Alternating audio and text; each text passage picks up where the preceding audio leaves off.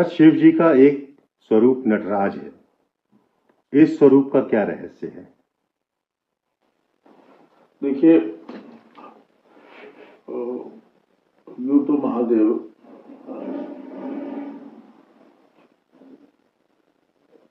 जितने सहज है उतने ही रहस्यमय है।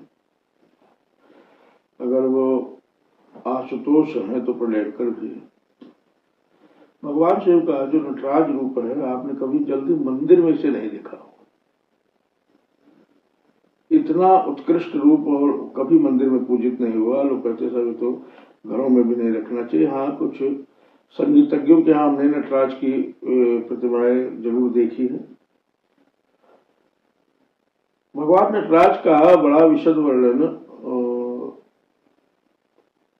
स्कंद पुराण में आता है। स्कंद पुराण की एक कथा के अनुसार, मैं पौराणिक आख्यान थोड़ा सा बता के इसका रहस्य बताऊंगा। भगवान नटराज के विषय में जो आख्यान आता है कि एक बार कुछ ऋषिगण सपरिवार एक यज्ञ कर रहे थे, जिसके प्रतिपाद्य भी भगवान शिव ही थे, और वो ऋषि पत्नियां और ऋषि पुत्र भी उसमें शामिल थे। तब तक भगवान शंकर अपने छद्मवेश में मां जगदम्बा पार्वती के साथ वहां उपस्थित होते हैं, भिक्षुक के रूप में, भिक्षुक ब्राह्मण के रूप में, और माता जगदम्बा भिक्षुणी के रूप में। तो वहां उपस्थित उनके तेज को देखकर ऋषि पत्नियां और ऋषियों के बच्चे यज्ञ कर्म को छोड़कर उन्हें प्रणाम करने लगे। इससे उन ऋषियों को बड़ा क्रोध आया और उन्होंने हजारों की संख्या में विषधर मंत्र बल से उत्पन्न करके उनके ऊपर छोड़ दिया, भगवान शिव और मां पार्वती पर। लेकिन भगवान शिव ने उस व्यस्त सर्पों का समस्त विषधरों का दमन कर दिया तत्काल। इससे विक्षुब्ध होकर उन ऋषियों ने एक अति क्रोधी और अमर दानव की उत्पत्ति की, जिसका नाम अपस्मार था। कई नाम लिए गए इसके, इसको कहीं कहीं मोयालक भी कहा गया, लेकिन अपस्मार इसका सर्वप्रचलित नाम है। जो एक बौने कद का दानव था और महापराक्रमी था, और इसकी शक्ति थी कि यह किसी का भी स्मृति ह्रास कर सकता था, किसी को भी विस्मृत कर सकता था और अज्ञानता में डाल सकता था। यह इसकी मूल शक्ति थी और यह अमर था।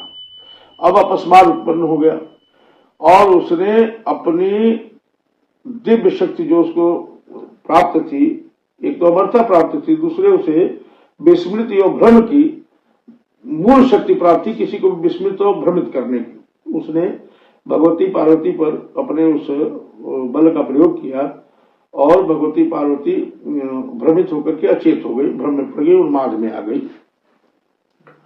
इससे भगवान शंकर बहुत कुपित हुए और उन्होंने क्रोध में आकर 14 बार अपने डमरू का निनाद किया।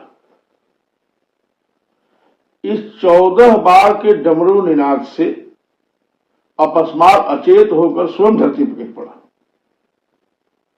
भगवान शंकर ने अपना दाहिना पांव उसके ऊपर जमाया और बाएं पांव को हवा में उठाकर उसकी समस्त शक्तियों का जो भ्रम, भय और अज्ञानता की मूलक थी, उनका दमन कर दिया।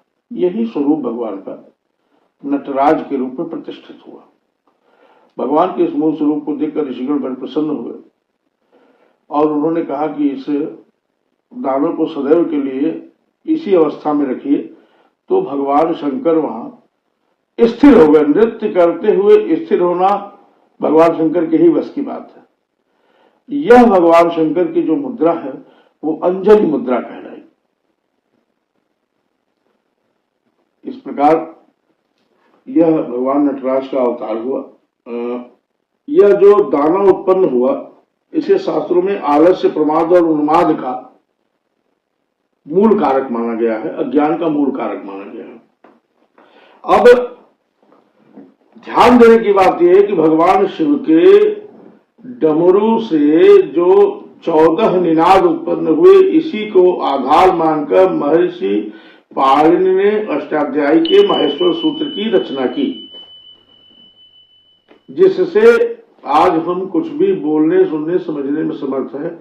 जहां से शब्दों का निर्माण, भाषा का निर्माण हुआ, व्याकरण की भावना हुई, ये वह 14 सूत्र इसी नटराज अवतार के समय बजाए गए 14 डमरू के नादों से उत्पन्न है।